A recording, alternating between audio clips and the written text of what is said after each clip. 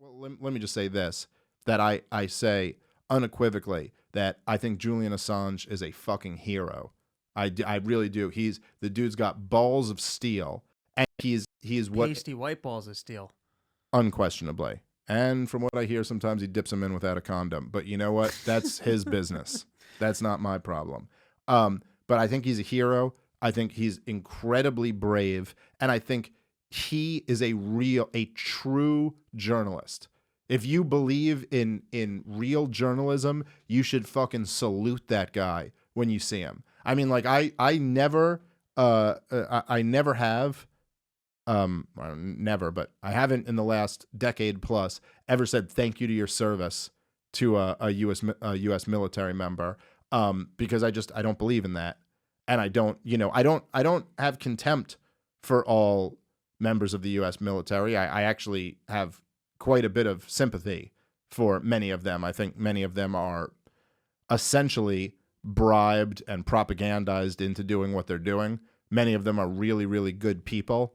And a lot of them supported Ron Paul. A lot of them support the anti-war candidates. And believe me, I've had some of the conversations I've had about anti-war shit. There is nobody who gets it more than your average active duty military member. I mean, they really fucking get it. Not all of them, but a whole lot of them. You know, it's almost like when you talk to someone who used to live under communism about, liberty, like they get it more than just about anyone you could talk to. It's a similar situation. But I'm not going to say thank you for your service, because I don't thank you for what you did. I feel terrible for a lot of them that they were put in this god-awful situation. But I'm not going to thank you for going and, destroying some fucking nation that never posed a threat to us, or killing a bunch of people in some fucking third world country. Anyway, if I saw Julian Assange, I would say thank you for your service. This motherfucker actually did real fucking journalism. Now, what he's being charged with, essentially, is that he conspired with then Bradley, now known as Chelsea Manning, to hack classified information. I don't know if there's any truth to that claim or not. I do know that the idea that publishing this classified information is criminal is insane, terrifying, and chilling. I got a question for you on that. I agree with you 100% that that's what they're talking about, is a violation of freedom of the press, and then do you have to go after the New York Times and everyone else who has published classified materials? Mm-hmm. Is it different, though, if he actually did the hacking? Legally speaking, yes. It's different if you actually because then he's not just then you're breaking into you're stealing. So is that the question at hand, though? I'm talking solely from a legal perspective. Is it like, let's say he did none of the hacking, so then does it just become, well, he's a publisher and it's fine? Like, or in other words, are they trying to prosecute him for publishing, or are they trying to, and if, from what I understand, they're trying to prosecute him for both. But so if the hacking thing falls away, do they have any like claim? Or? Well, we're going to see. I mean, he's going to get a show trial, basically. And almost unless he's got some ace up his sleeve of some dirt that they really don't want out, he's going to be going to jail for the rest of his life. I've heard a lot of people saying this. They think he's got some ace up the hole. I'm skeptical, because he doesn't seem like the type of guy to me who was holding back some bombshell that he had. He seems like he was releasing all of that information, but he's had a lot of time to know that this was quite likely going to be the situation he ended up in. So maybe he has the bombshell. But what's really crazy about it to me, just if you step back and just look at the big picture, as I'm known to do, if say you look at it from a consistent perspective, the most consistent motherfucking perspective you could think of, what does it say about our society that our justice, I put justice in quotes, system, that people who commit war crimes walk away scot-free, and the people who reveal the war crimes look at life in jail?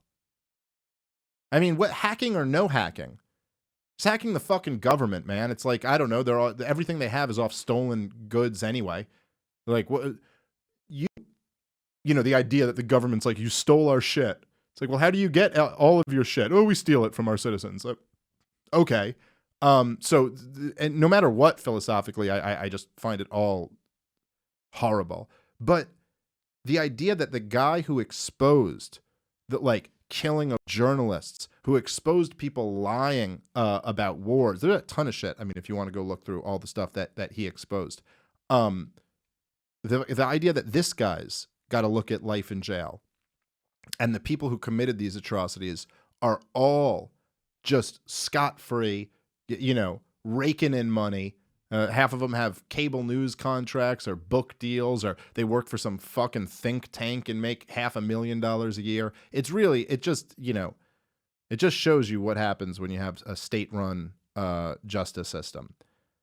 So Julian Assange, he basically rose to fame, and WikiLeaks became a household name after the Bradley Manning leaks and all this stuff came out. And this was, of course, basically a bunch of stuff that happened under the George W. Bush administration that was leaked. And at the time, he was classified as this far leftist. So all the Fox News people were like, because they were all in George W. Bush supporters at the time. It was all like, this far leftist who wants to bring down America, and these are America's secrets, and blah, blah, blah. They all hated him. So the Republican establishment hates Julian Assange.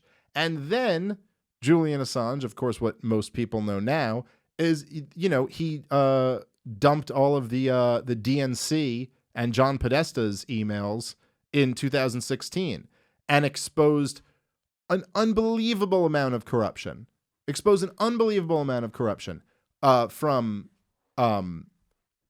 the DNC rigging the election against Bernie Sanders to the major collusion that never seems to get as much of it. If you just mention the word collusion, 2016 in secession, what everybody's thinking of is what? The Trump-Russia, right? Trump-Russia collusion. Of course, that got basically proven that there was nothing there, that there was no real collusion between Trump and the Russians.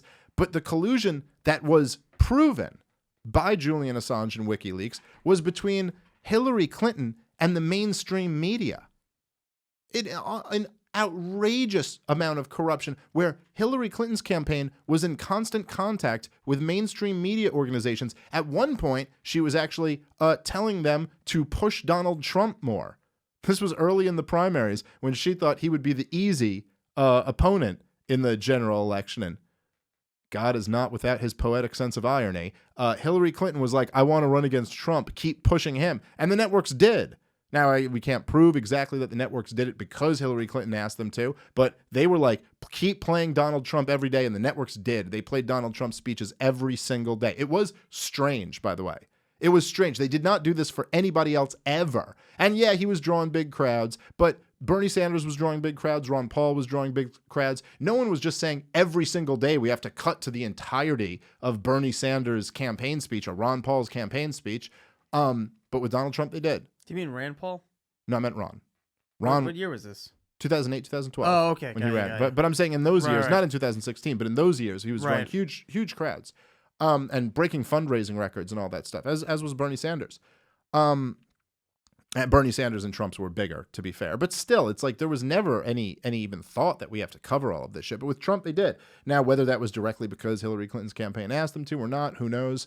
However, what we do know, and we found this out from the WikiLeaks dumps, is that Donna Brazile over at CNN was giving Hillary Clinton the debate questions in advance of the debate, and she was actually asked these questions.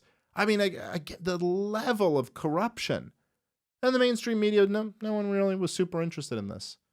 I got to say, even like Fox News, I can't believe they didn't spend more time talking about this. I mean, I don't understand how, how CNN is ever brought up without the subtitle, CNN, who leaked debate questions to Hillary Clinton ahead of 2016 primary town halls, said blah, blah, blah, said that Donald Trump and Russia colluded, CNN, who knowingly colluded with the Clinton campaign to help her win the primary, said blah, blah, blah. Like that should be how everything ever said or written on CNN starts. So I would just say this, right? If you believe that the job of journalists is to, I literally just saw a big picture on the screen. That's great. Love it. If you believe the job of journalists is to, shine a light on darkness, to bring the truth into the public awareness, to hold power, to hold authority to accountability, who has been a better journalist than Julian Assange? That's the question of today's show. Who can you tell me in the last 20 years has done a better job of exposing corruption and government criminality than Julian Assange? Could you maybe argue Edward Snowden and Glenn Greenwald, perhaps? But really, I think we got a lot more information. I mean, information about direct war crimes from WikiLeaks. But anyway, so that would be my pick. But maybe you guys have someone else who's better.